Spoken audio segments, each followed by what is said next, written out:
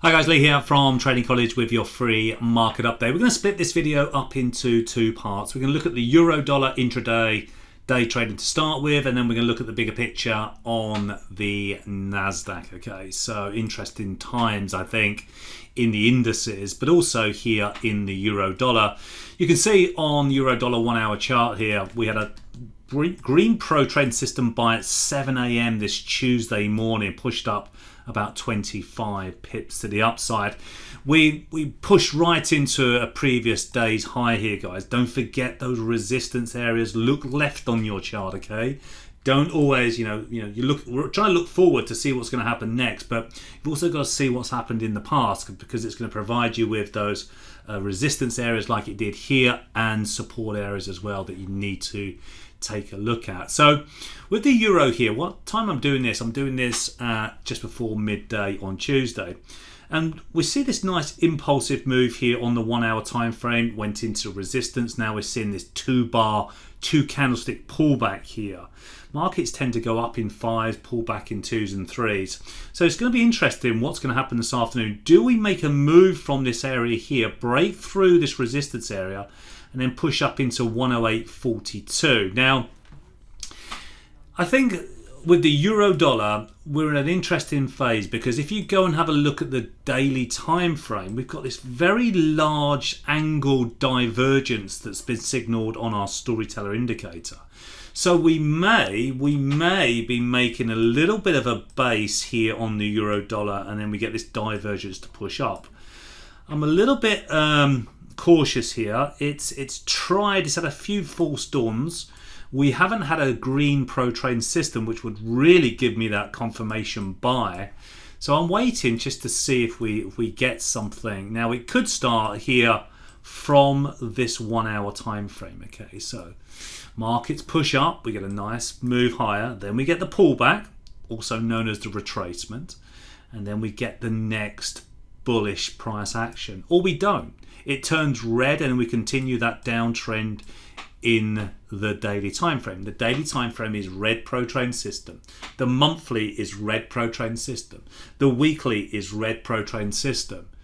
So trying to go long here is very tricky indeed, and actually quite dangerous. So I want to see, do we now make a push higher? If we do, then I'll start looking maybe to acquire a position to the long side, because I think everyone's looking for short side trades in the euro, but with that divergence, there is potential. We have a really nice 300 pip reversal, and I want to be part of that. But I don't want to be going in with any long positions that are heavy to start with, because I want the chart to tell me that we are making higher highs and higher lows, especially on this 1 hour time frame.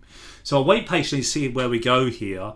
But euro is at an interesting place. So we'll see if we start breaking this 107.61, which is the low here from this morning's session, Tuesday the 19th. Then we'll see a red PTS and we'll start to see more downside. Okay, so watching this, we're sort of range bound here on the euro dollar. Now, if we can have a look at the Nasdaq.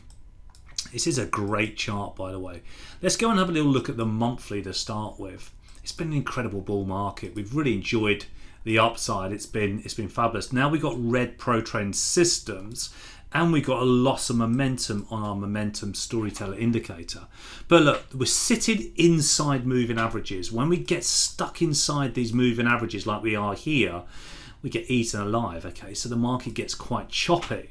So we either want to break down, or we want to break above with a green pro trend system, okay? Like we did here. Once we break above those moving averages, we've got room to move. But while we're stuck in crocodile jaws, we could be, it could get very, very choppy. But as we make our way down into smaller time frames, here's the weekly time frame here. Now we're getting a red pro trend system, but it's only Tuesday. If this confirms red by Friday on the weekly, then we're down to these further targets down here at 11,008.52 on the Nasdaq. As we get down to the daily time frame, more active traders will be looking at daily charts, and you can see that we're red. We're fully underway with momentum to the downside, meeting profit targets and we got a 13,046 profit target down at this support area here. Momentum is still red and down, so for short-term traders it's still red, it's still bearish, and we could see much more downside on this swing trade. Okay, so Nasdaq in a really interesting area, and I think as we look at also Apple share price, Apple is red and trying to push lower as well.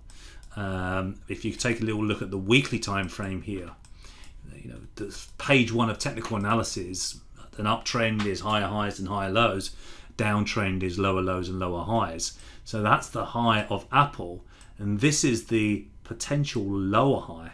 If we turn red here on the weekly and confirm by the end of this week, could we see Apple down at these levels here? Interesting place at the moment with Apple. You know, love the company, love the products. I've got all the Apple devices and whatever. But share price, interesting place here. Monthly is very bullish, but the red, if we get that red at the end of this week, we could see Apple further downside. Will that put pressure on the indices? Of course it will. So we wait. It's been it's Easter break we've had, and obviously Monday was a bank holiday as well here, and so let's get fully open.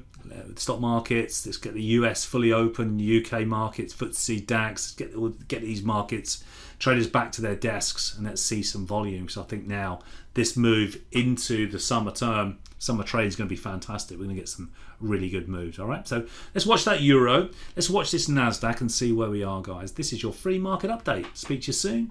Take care. Bye-bye.